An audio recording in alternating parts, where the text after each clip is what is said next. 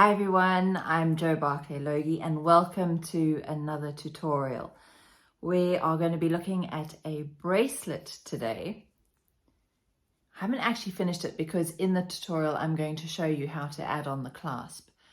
So this is the bracelet in blues. I'm wearing blue, what can I say? So in blue, sorry, those of you who don't know me very well, I am a blue girl, everything is blue. This is the bracelet we're going to be doing, and it's a stitch called right angle weave. Now, I have done quite a few tutorials on right angle weave already, and I'll list them in the description so that you can just quickly click on to any of them that you want to have a look at. The difference with this one is I'm using different shapes in right angle weave. So I've got some bugle beads there, and I've got fire polish, and of course I've got seed beads. Right angle weave, if you've not tried it before, it's where the beads form a square in the stitch that you are creating. And one side of that square will borrow a side from the previous square. It might be a side or it might be a top or a bottom, but those beads are all forming little squares and they sit at right angles to each other, hence the name right angle weave. So there we go. That's what we're making and we'll get cracking. Just as we always do in all my videos, we'll start by having a quick look at our materials or our ingredients that we're going to be using to make this bracelet today.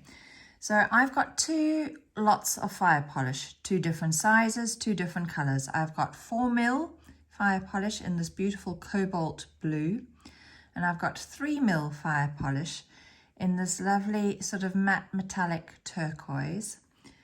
Then I have got bugle beads. These are Slender bugles, they're Miyuki, and they are metallic bronze. They're about 6mm in length.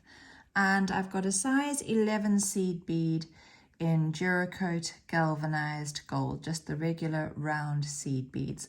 So just those four ingredients to make our bracelet. I've got my needle. I'm using a size 10 beading needle today. I'm using Fireline, I'm using the 6 pound in crystal, and I've got a thread zapper to end off my threads. And just before we get going, I'm going to explain that square stitch right angle weave to you. So it doesn't matter where we look in this bracelet, but let's look at this little square here. I'm going to zoom in. There we go. So I've got a little square here made up of a 3mm, a 4mm, a 3mm and a 4mm. And yes, I've got little gold seed beads in between. I'm going to be calling those my filler beads. So the 3mm beads form the north and the south of a square, and the 4mm fire polish form the west and the east of a square. So if we move up a block, we've got another square which is made up of a 3mm fire polish, a bugle, a 3mm fire polish, a bugle and a 3mm. So again, they're forming a square, and I've got my little fillers of my gold seed beads in between. And again, my 3mm fire polish are forming the north and south, and my bugles are forming the sides, the west and the east.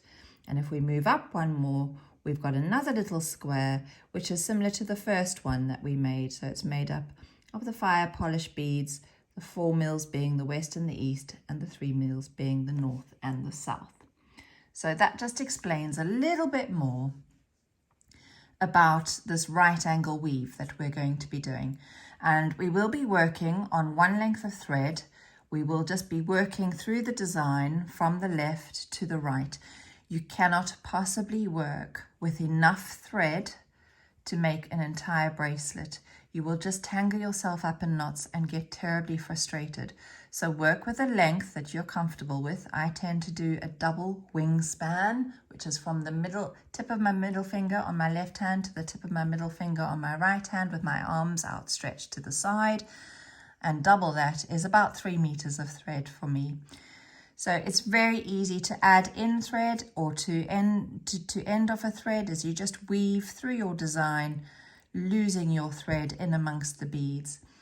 So we're going to get going. I've got about 3 meters of thread onto my, need to do a quick beep, beep, beep reverse here. Forgot to mention the clasp.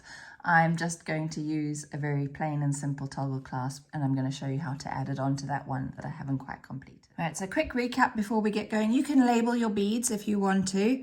I've got my north and south, that's my 3mm fire polish. I've got my west and east, that's my 4mm fire polish and my bugles for the walls, for the sides. And I've got my 11/0 Miyukis, and those are my filler beads. So for the very first step, I'm going to start with a size 11. I'm going to pick up a 3mm and I'm going to pop another 11. Pick up a 4mm and another 11. So each time I pick up a main bead, one of the bigger beads, I'm going to pick up a tiny seed bead as a filler. So the third main bead is another 3mm and an 11/0 and a 4mm. Now I'm going to bring these beads together to form the first little square, and there's an 11/0 there at the beginning, which is going to actually sit alongside this 4mm here, so I don't need to add an 11/0 at the end. So I've got 4 main beads and 4 11/0s, and I'm moving them down towards the end of my thread. I'm going to leave a 15 to 20 centimeter tail, something long enough that I can use to add in one end of my toggle clasp, and I am going to pass back up through all those beads for a second time. And as I pull the thread through, you'll see that it starts to pull them into a curve. It's pulling them together into that first little square. But I want to come through all my beads, so I'm exiting this top 3mm, my northernmost 3mm. So I'm just going to pass through the main beads and the fillers and the little 11/0 seed beads. And as you pass through, you're just pulling them into that first square stitch round. So I'm coming through the 11 and the 3mm. There we go. There is our first little bit of right angle weave. And we're now going to move on to a section that has the bugle beads as well. I'm exiting one of my main beads. The first thing I'm going to do is I'm going to pick up an 11/0. Then I'm going to pick up a bugle, which is going to go up the side. Then I'm going to pick up another 11/0. Now I need something across the top, and that's one of my 3mm, an 11/0, and I need another bugle coming down the left-hand side or the western side, and I'm going to pick up another 11/0, and I'm going to be borrowing this 3mm, which was my northern bead. It becomes my southern, and I'm going to pass through that bead from the opposite side. And there I have my second little section of right angle weave. Now I need to move through my beads following the thread path so that I'm exiting the 3mm bead that is on the top. And you want to make sure that you pass through all your beads, because you don't want any excess thread showing on the other side. So I'm just passing through, and now I'll be exiting the left-hand side. So when I started the second square, I was exiting the right-hand side, and I came up the bugle, across the top, down the bugle, and across the bottom. Now I'm exiting the left-hand side, and it's time to do the section at the top, which is the same as the section at the bottom. But I'm exiting my 3mm, which now becomes my southern bead. It was the northern bead on this little square with the bugles. It's now the southern bead. I'm picking up an 11/0. I'm picking up a big side, my 4mm, an 11/0. I need a 3mm across the top, an 11/0, and a 4mm down the side, an 11/0. And now I'm going to borrow that 3mm from the square before. So there we have our first little row in our bracelet. And I'm now going to move around my beads, because I'm now going to be exiting this eastern bead. So north, south, west, east. I'm going to be exiting the 4mm to start another little round of right angle weave at the top here, and then we'll move down to do the bugles, and then we'll move down to do the bottom section. So I'm going to just weave around through my beads until I'm exiting that 4 mil on the side. So there we go. I've come through the 4 mil. Try and keep your tension as tight as possible. You don't want to pull so tight that it pulls it out of kilter, but if you keep it loose, you're not going to get those perfect little rounds or those little squares that you are creating with your beads in in right angle weave. Right, so we're doing another top section here. We're going to start by picking up an 11. Now our thread is exiting the bottom of the 4 mil, so we're going to be coming round in an anti-clockwise direction. So we're going to pick up a 3 mil for the bottom or for the south, an 11. We need another 4 mil for the side, an 11.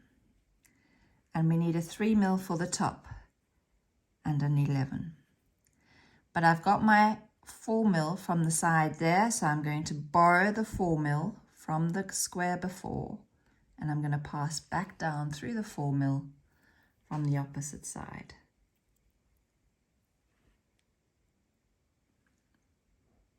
We've got the next section complete.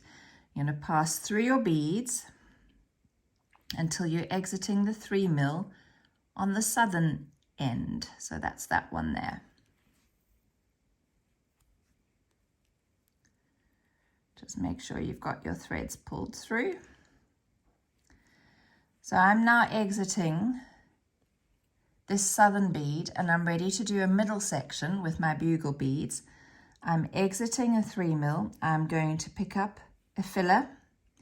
I'm going to pick up a bugle and a filler on the other side of it. So that's coming down the side. I now need a 3 mil across the bottom and a filler. And there is my bugle for the other side. So I'm going to just pass my needle up through the bugle, just through the bugle. And to join it together, I'm going to have to pick up another filler and come through that top 3 mil. It was the bottom 3 mil from the previous square. So you land up with 4 little seed beads in the middle there. And I'm passing through my beads. You can see how this eats up so much thread because you're passing round and round the beads to get to the correct point to start again. So through the filler and through my 3 mil. Right, now I am coming out of the left hand side of my 3 mil, and I'm going to be passing this way round in a square. But to get to that 4 mil bead, I need a filler. So a filler bead and straight down through the 4 mil. That's my first side. Now I'm going to come across the bottom. I'm going to pick up a filler first, then a 3 mil and a filler and a 4 mil and a filler. And there is my 3 mil sitting at the top waiting for me to use it.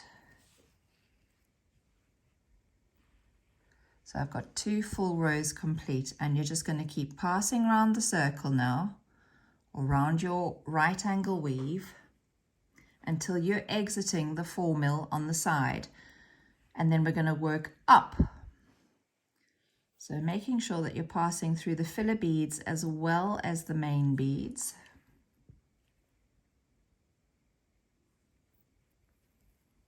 And I'm now exiting a 4 mil, ready to start my next loop. So I'm going to start with a filler. I need a 3 mil across the top, a filler, a 4 mil down the side, a filler, a 3 mil across the bottom, a filler, and there is my 4 mil ready to use again from the previous square. So there's always 4 beads, 4 main beads, 1, 2, 3, 4. and I've got my little gold seed beads in between. Want to be exiting this northern 3mm bead. So just work around your design until you are exiting the correct point. And we're ready to do a side. So I'm going to pick up a filler. I need a bugle for the side. I need a filler. I need a 3mm for the top of this square. I need a filler. I've got a bugle there already from the previous one. So I'm going to pass down through the bugle bead. And to complete this little square, I need one more little bit of filler before I pass through the 3mm bead.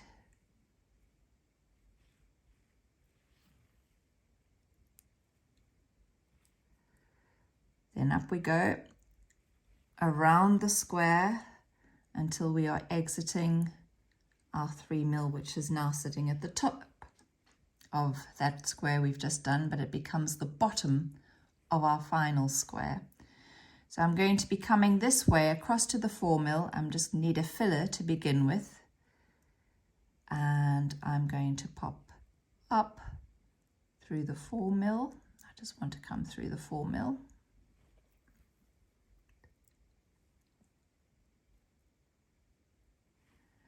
Now I'm going to pick up a filler, and I need a 3mm across the top, a filler, a 4mm down the side, and a filler. And I'm going to borrow that 3mm from the round before.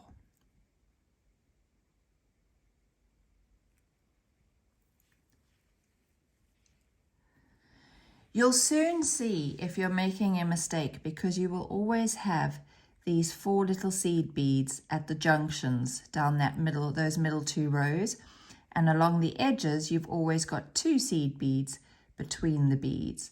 So to carry on now, I'm just going to move through my beads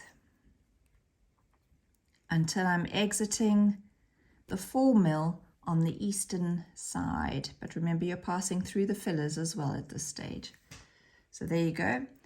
I'm exiting the 4mm, and I'm now ready to do my next little square at the top, and I'll pass through the beads till I'm exiting the 3mm that's at the base here, and I'll do the middle with the bugles, and I'll come out through the 3mm which will be sitting here, and I'll do the bottom square.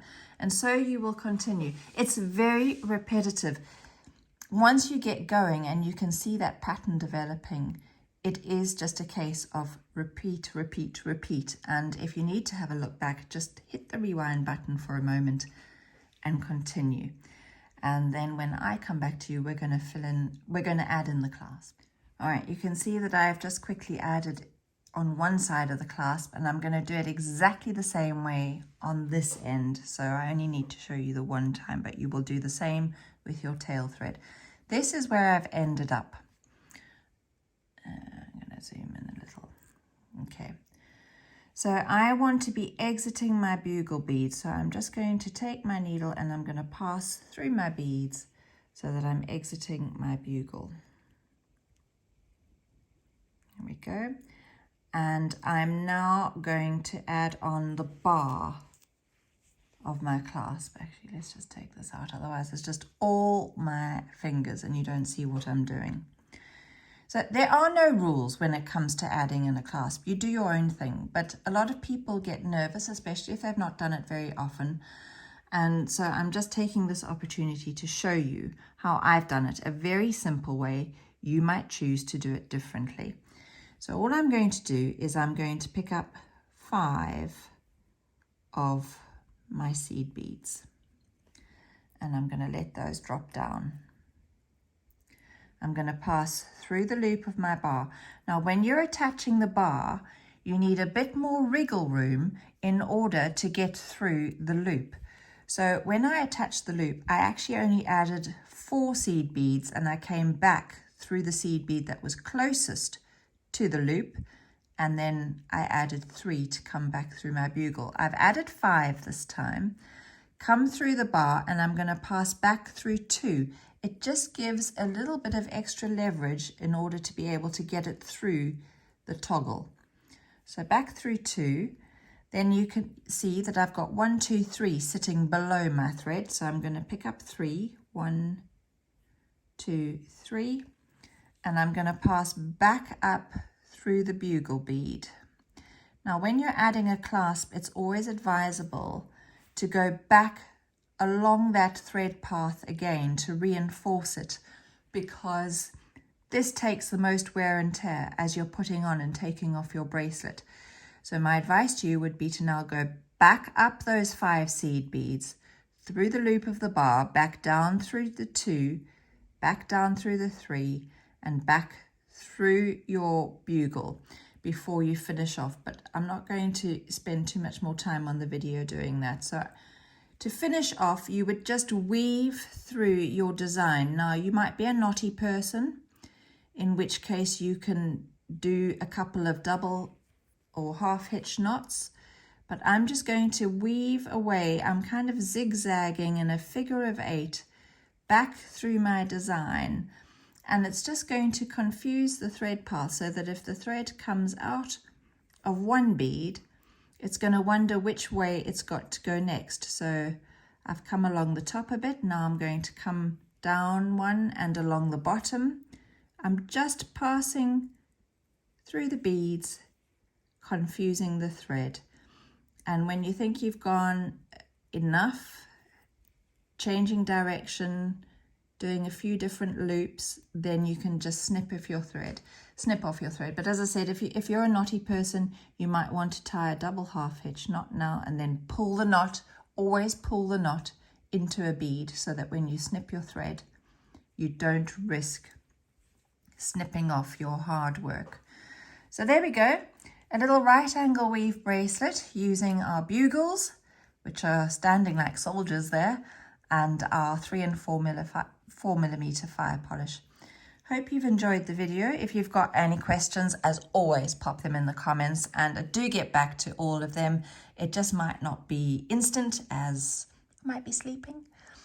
If you've enjoyed the video, please hit that subscribe button. It doesn't cost you a penny. I hate that word subscribe, because subscription means money changes hands, and it doesn't on this YouTube.